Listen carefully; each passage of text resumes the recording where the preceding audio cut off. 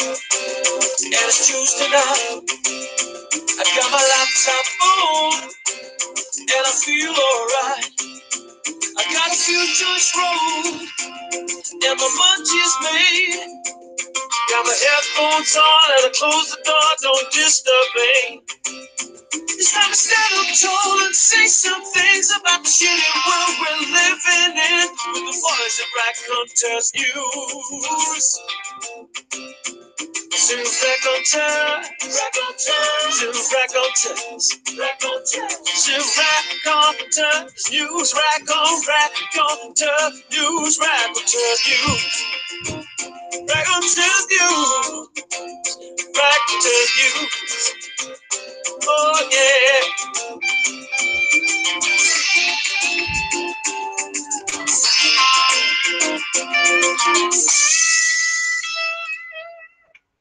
Good evening and welcome to Raconteurs News, Tuesday edition. It's the 20th of November 2018. I'm Jason Holmes and I'll be joined by my co-host Paul Webster. But we're going to be kicking off tonight. We've got a great guest tonight, by the way. I'm really looking forward to this. But I just wanted to start off just a couple of things that I've noticed today. This goes into the what I've learned today category. And this I think this is probably the most astounding thing that I've seen today. But you know, we've got TV in this house, and there was an advert on today. You know, the adverts that say, you know, please give so and so £3 a month so that, you know, he can have some toilet paper and all this. Get this one. There is now one that it's asking for a donation for children who can't blink. Who can't blink. That's incredible. So, you know, if they can't blink, we should send them some money. But it always seems to be us right down at the very bottom that get all the, you know, get all the begging letters and stuff. And I don't suppose the people at the top and the MPs and that even give it a second thought that there are children in Africa that can't blink, who've got probably, I think it might be some form of conjunctivitis that they've got over there, a vicious, aggressive force. Anyway, welcome to everybody in the chat room as well. We had a great show last night. It's been quite well received today amongst people. So if you've not heard that, that was with Anne-Marie Carey. That was last night, and it was pretty good and pretty lively. Anyway, let's get to tonight. I'm joined by my mate, the beast from the east of the country, over there in Lancashire. Oh, no, that's the west, isn't it? Oh, balls. See, my geography's absolutely terrible. I'm looking at it the wrong way around. Paul Webster, how are you doing, mate? I'm all right, you knob. Don't call me that. I have enough people calling me a knob as it is. Is it sinking in then? Is it sinking in what you are? I think it is. It's well, I hope there isn't a knob sinking in anywhere on me, but I think that's probably one for super leads in the chat room who is probably on Viagra again. Say no more. Say no more. Anyway, how's your day been, mate? Had a good one? Yeah, it's been a quiet one. Again, I'm not going out as much at the minute, so just a bit of research on, again, some work I'm doing. So all's good. Everything's getting better. So join the club, mate. Join the club. Yeah, I've been knocking about in here today. Oh yeah, I went out to get. This is the funny thing. I went out to give my stepson a driving lesson. Now the funny thing is I can't, because I've only got one leg, I can't drive a manual car, but I can give him a driving lesson in a manual car, which is bizarre, really, I think, because if anything happens, there's no I can do about it, is there? I can't, like, you know, drive it away if he gets stuck or anything. So it's quite bizarre, but I took him out for a driving lesson. I take him out every few days. He's just bought a new car, so we're just trying to get him sorted for his test and stuff. So I have been out and been cruising around Sheffield, a little bit like the in-betweeners, you know. He was driving up City Road in Sheffield, and I saw some people at a bus, and I rolled down the window and shouted "bus wankers" at them, just so that I could feel like I fitted in with the youth of today, the 18-year-old youth. Shouldn't you be wandering around with knives and stabbing people? Then that's what's going on with the youth of London, seemingly. Another stabbing again today at Lidl in broad daylight again. It's just, it's lawless, isn't it? It's lawless. It's absolutely outrageous. Yeah, yeah, it is. It is getting lawless. And did you see the film of some coppers being beat up? But I think that were in London as well, weren't they? Been dragged out and given a good kick in. Well, the interesting, sorry, Jason, the interesting thing was people watched that happen and people filmed that happen. People didn't step in. That is a major change in what I would have thought of the British public. Do you know what I mean? They'd never stand by and see something like that happen. That's because the public are no longer mostly British, I don't think, or a lot of them anyway, particularly in London, which I think white British are in a minority. They are, I believe so. Yeah, so anyway, we've got a great guest on tonight, and I know you booked her and you've spoken to her, and it's everything sounds really, really interesting. So why don't you introduce our guest for this evening? Yeah, well, our guest this evening's a lady who's an ex-prison officer who's had to come out with her story because it's been particularly harrowing, some of the experiences that she's going to speak about. She's had an interview with John Wedger, who we've already had on the show, who again was a police whistleblower, because it is hard to get out of all the public sector what is going on. And you know, I've known many people say about the prison service is it's the original Secret Service. So hopefully tonight Teena will shed some light on her experience involved in the public sector. Good evening, Teena. How are you doing? Go on, Jason. Find the right button, mate.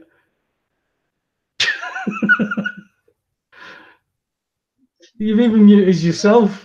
Where's Andy when you need him? There we go. See, you've got it. You've got it. You know, I'm like with technology. It wasn't your fault, actually. Right, go on. Introduce yourself to us and tell us your story. Okie dokie then. I'm Teena Buckley, former prison officer. But firstly, I just want to inform yourselves of the sort of person that I am. I've been a single mum for 29 years of 2 boys. I was the first female door safe bouncer in Bristol when I was 21 with Hells Angels and the NCC.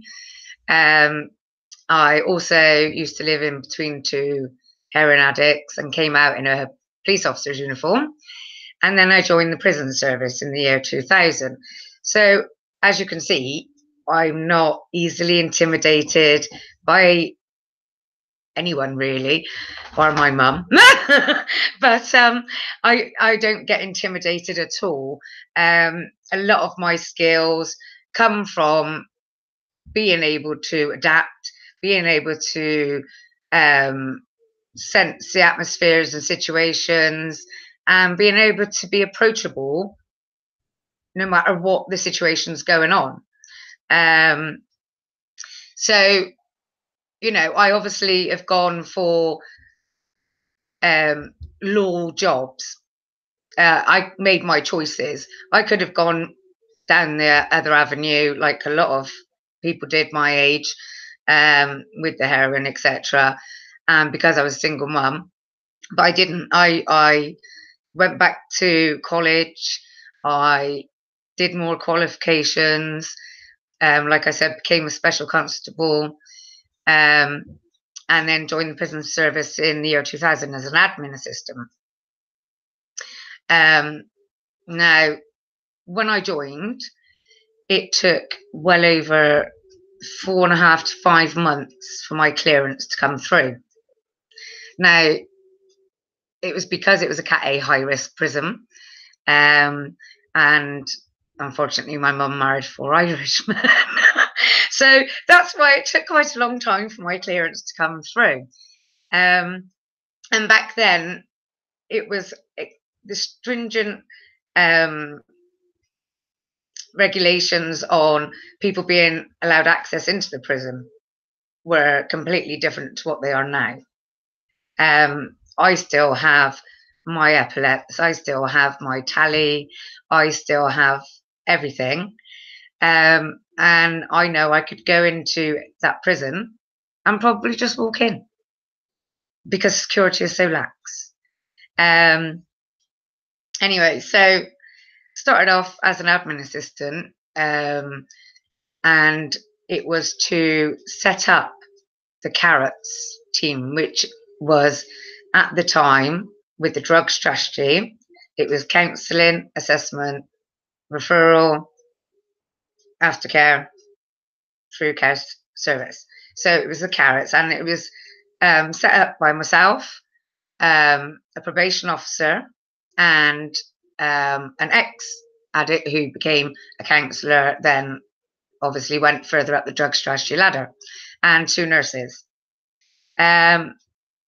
We, as a team, did this so well. Bristol was the flagship for it. I set up all the links with the referrals from the police, to the referrals to the rehabilitation units, to hostels, etc. And it was working. We were able to get offenders that had been problematic with their drugs on a certain wing to get drug tested. We have mandatory drug testing units, everything. So we set that up. I then went to HMP Hill, where all the admin assistants from around the country attended, and I had to sell the Carrots and what it was and what we wanted it to become. This no longer exists, as does not the drug strategy. Why? Who can tell me? So I progressed as time went on. I became an admin officer and did the recruitment within the prison system. At the time, personnel was in each prison, our human resources, everything. So it was easier to get information about ourselves, etc., information about how we should go, the protocols, the prison service orders, and I did all the recruitment, as in advertising, applications, sifting, getting the panel boards up. So I progressed, and obviously still being a single mum, still part-time, but I was thoroughly enjoying it because I was able to expand my knowledge. I was able to reorganize things, and we had people on site for staff stress, prisoner stress. We had things like acupuncture for the prisoners to help with their stress levels. We had a lady that we were able to go to and talk to her confidentially. She was nothing to do with prison service. She was just a therapist. So we were able to talk, and she'd do Indian head massages, etc. But it was a really good place for officers to go to let some steam off, whether it be through prisoners or colleagues, whatever. They were able to go there. They were able to get information through the staff care and welfare line. My experiences, as I would talk about, none of this now exists. The prison system, when I first joined, had prolific offenders. We had, as I said, the Carrots, the drug strategy team. We had mental health. We used to have people coming in to do art, like mental health, artwork, talking therapies, different things. We had dedicated MDT officers, which was mandatory drug testing.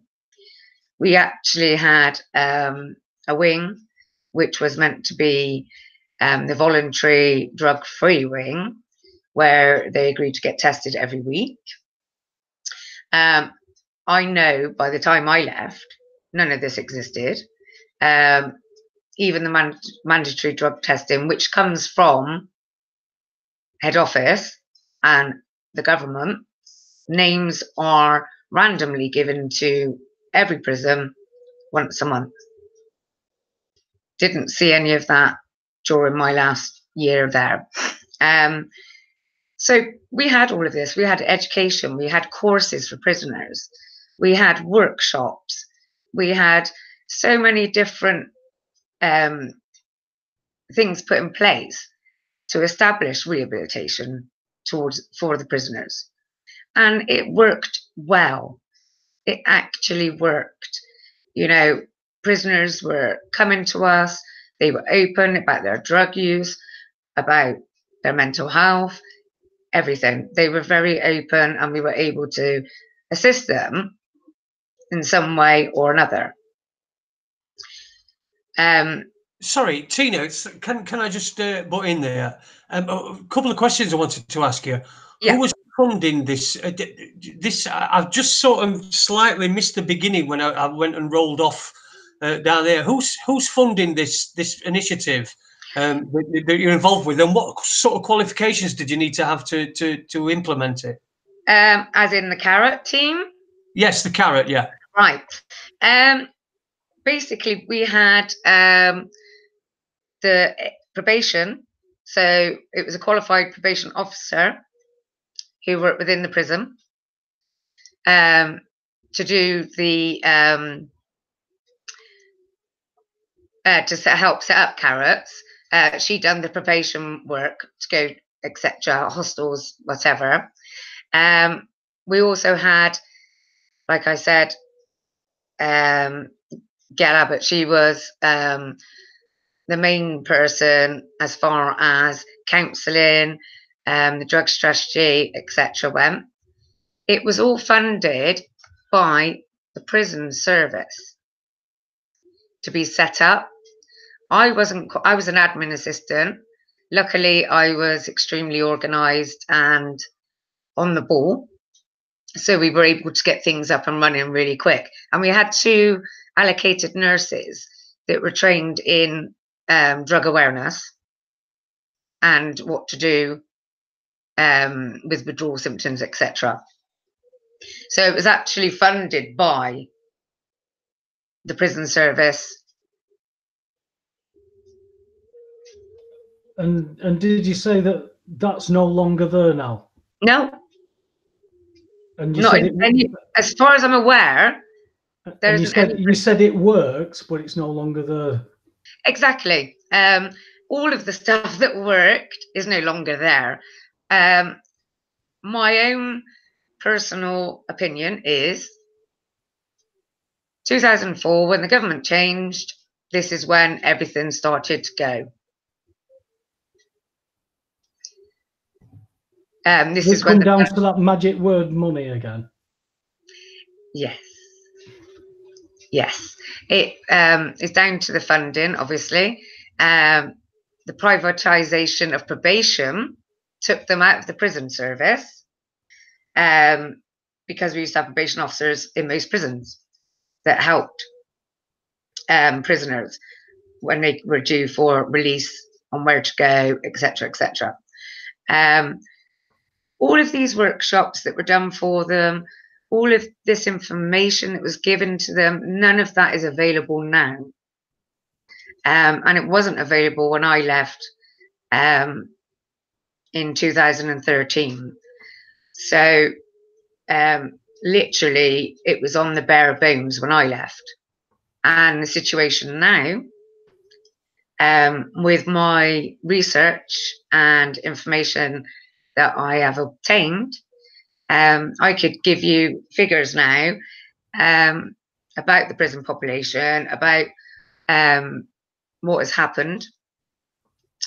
And it is, I personally believe, down to the government changes and the austerity cuts, because HMP Bristol became a Cat B, local remand, from a high risk ACAT.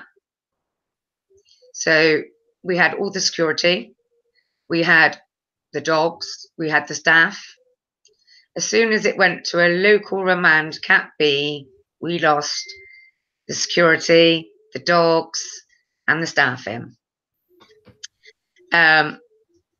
They stated that the reason it went to a Cat B was because we only had 4 or 5 lifers, as in Cat A lifers. So they could have been moved to Longlarton, etc. So we weren't in need of those extra measures. Well, actually, yes, we were, because we still get the same prisoners that we did back then.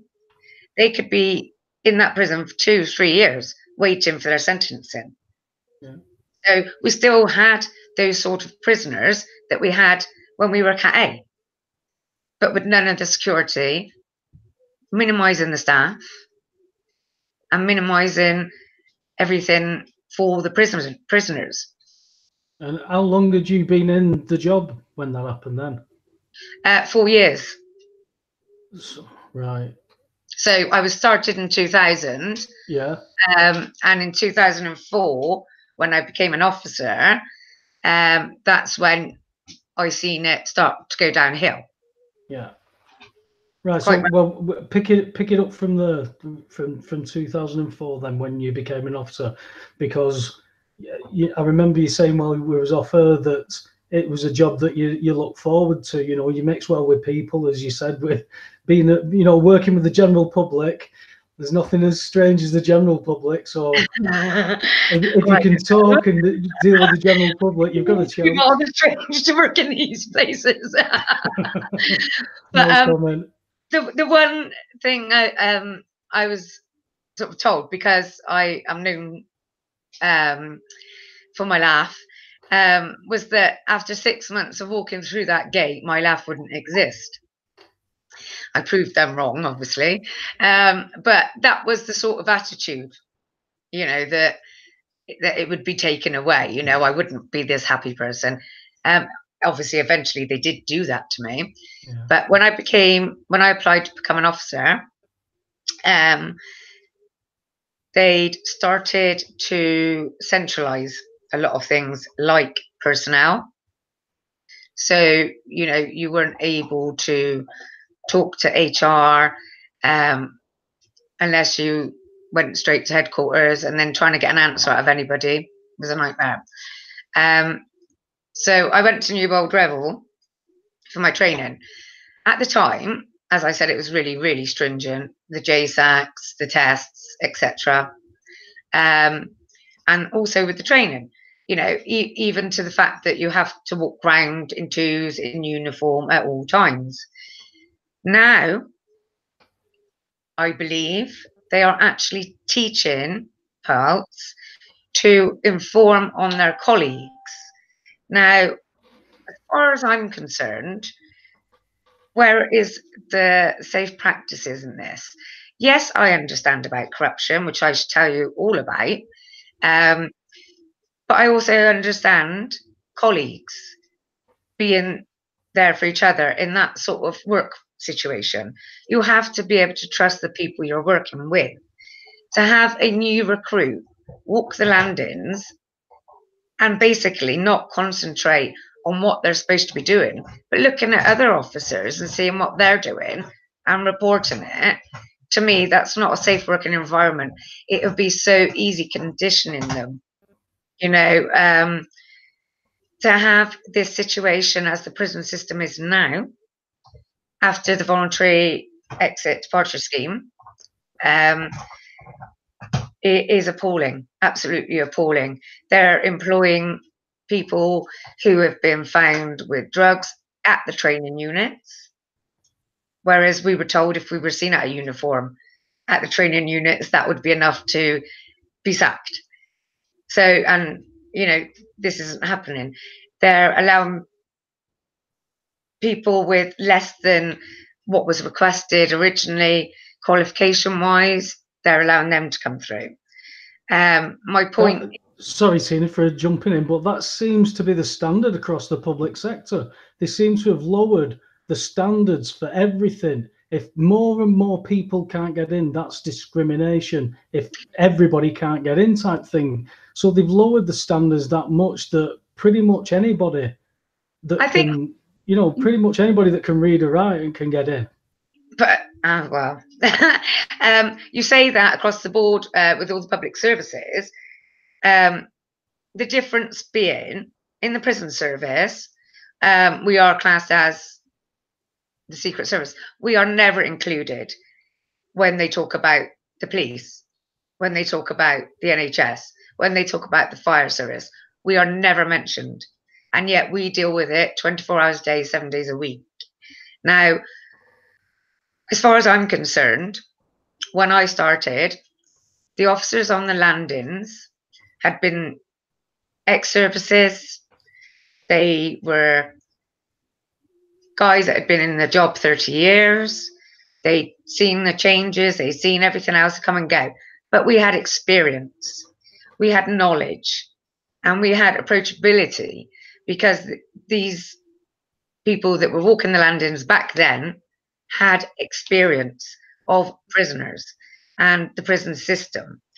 We had union reps who were willing to fight back then. When just before the Veds actually got rolled out at HMP Bristol, we, as most people who work in prisons will know, governors change regularly. And when they change, they like to bring in their own way of working. Whether this adheres to the actual prison or the staff doesn't make a difference. They just like to put their own stamp on things.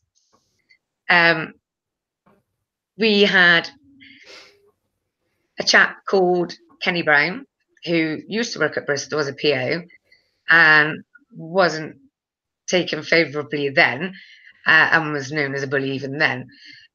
He came back to Bristol as a #1 governor from headquarters, and allegedly his whole remit was to sell us these new terms and conditions, because he stated that hit this new terms and conditions, he would be able to sell to Bristol, because he had worked at Bristol, so he thought he still had friends at Bristol, and those friends were promoted and in a clique. And this guy tried to sell it to us. Obviously, working to 68, no gratuity on the pensions changing, our wages going down by 10,000 a year, etc., etc. We, as staff, walk into a situation every day that could end our life. I know other services do too, but with us, it's 24 hours a day, 7 days a week. I've had policemen ask me, how can you do that? How can you do that job? We arrest them, but then that's the last we see of them. You see them every day. So you can't just walk off a landing and take a break when it gets too much. Unfortunately. Sorry, Teena. I'm sorry to interrupt. I've just noticed that, like, you know, a lot of probably half the people that are watching at the moment weren't here at the very start. So I just want to do a quick recap. We're talking to Teena Buckley, who is a prison officer, whistleblower, and she's just been telling us her story. She was a part of a team called Carrot, which was an incentive for prisoners, you know, with programs and things to help them to try not to reoffend. And that was caught in 2004, I think you said, when a government came in, and that seems to me to be. I know people will say, well, they probably did it to save money, but they're not saving any money actually anyway, because what they're doing is the people that are in prison are then using that time to learn other skills. You know, it's like a criminals' universities type thing. But I suppose that's what the prisons want, especially with the advent of private prisons. They want repeat customers, I suppose. It's a bit like, you know, when people say offenders, that's what they call them, is prolific offenders. And there was a system in place that had a dedicated team for prolific offenders that was engaged with the police and the public sector. And that was to try and stop the prolific offenders coming back, to find a way for them to break the cycle. None of that exists now. So there's no communication between the police and the prisons. like there used to be with through the carrots and the prolific offenders and probation. As I said, carrots wasn't cut in 2004. I started as an officer in 2004, and this is when things started to go downhill. But carrots was still there at the time. But there's no drug strategy in place. There's nothing like that for them now. And especially, you know, with these synthetic drugs at the moment, the safety of all prisoners and staff are at risk. The one thing that I am really, really fighting for is the fact that all these things that go on with prisoners' deaths through whatever, drugs, mental health, you know, whatever reasons, what about staff deaths? I know myself through the Freedom of Information Act and through the Guardian and the Times that the Ministry of Justice have admitted they do not have any statistics whatsoever on prison officers committing suicide. Now, they have it for prisoners. They have everything for prisoners and in statistic-wise, but they don't have it for officers. Why?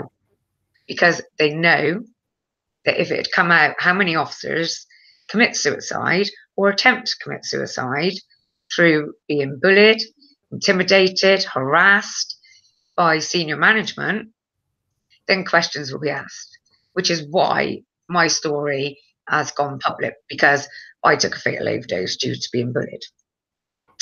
And I also know at the same time, a lady officer from HMP Cardiff took her own life through bullying by the senior management team. Her tribunal was upheld because she died. So there was no one to fight them. So going back, basically, I loved my job. Absolutely thrived on my job. As I am now is how I was then. You know, I'd have a laugh, a banter, a joke. I'd never walk away from confrontation. I'd try and talk to them. I was an act assessor, which was like basically when prisoners came in, if they stated they had mental health problems or they felt suicidal, an act assessor would go and assess the risk. We had a mental health team when I first started, so we were able to refer them. Now we don't have any mental health teams whatsoever. They were removed. So basically in the beginning, all of these opportunities, all of these groups set up for prisoners through rehabilitation, were all working towards them not coming back. None of that exists now. And they wonder why the prison is overpopulated to an extent of over 10,000 from the Ministry of Justice definition. Well, the American prisons, when they privatized the American prison system, Correction Corps signed 95% guaranteed occupancy rate contracts with the federal government. So their jails were guaranteed to be 95% full at all times, which, you know, that obviously is not aimed at rehabilitation. No. Or anything like that. It's aimed at more people being in prison for longer periods, more of this mythical money type thing. So, you know, it's a dangerous thing when you see the privatization of all across the public sector. But from when you see the American models, and I always use the guide that if America sneezes, we normally catch a cold about 8 to 10 years later. Yeah. So we've got to start looking at the bigger picture of what's going on here. But this started with the privatization of probation service. Right. That really was, you know. When did that happen? When did the probation service become privatized? I'm not 100% sure on the year. I believe it was 2008, maybe 2009. And 2009 was when HMP Liverpool walked out due to bullying, intimidation, harassment, complaints not being followed through, all by senior management. At that time, the Director General, Martin Neri, brought out a new prison service order. Now, prison service orders are meant to be done by the government and adhered to. Prison service instructions are for the governor of that prison to, as guidelines. But prison service orders are binding. Now, in my case, and with the HMP Liverpool and Director General Martin Neri stating that equality, new PSO for raising grievances against senior management, etc. Now, I have copies of all of this, and it's been breached over and over and over towards myself and towards many, many, many others. I know that when Kenny Brown joined with his remit of selling this new terms and conditions, and he failed at Bristol and then across the board, he obviously was left with egg on his face because he'd guaranteed he could sell it. This then started the hacking of computers. I know for a fact he'd warned his colleagues and friends to clear their computers of any jokey emails, any, vaguely funny emails that were nothing to do with work. Kenny Brown then had 99 staff up on disciplinaries. Eventually, it came to nothing bar sacking 2 members of staff. One was a security governor who had so much on Kenny Brown. The other one was an OSG who used to sell DVDs to Kenny Brown. And a lot of the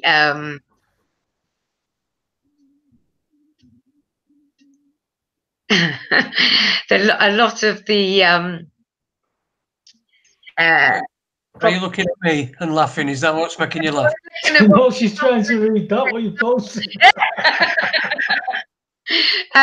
Sorry about that.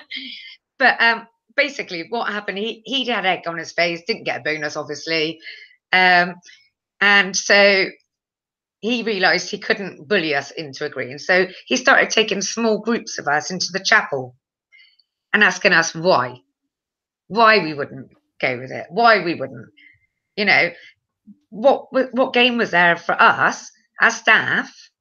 There was none. So obviously it was rejected at that time. And this just goes to show how members do not matter to the union or the government, because it still got rolled out. My situation was not to do with VEDS. It was basically I was in the gate, and Governor Brown and his PA, who was previously a post clerk and became his PA with no internal recruitment whatsoever,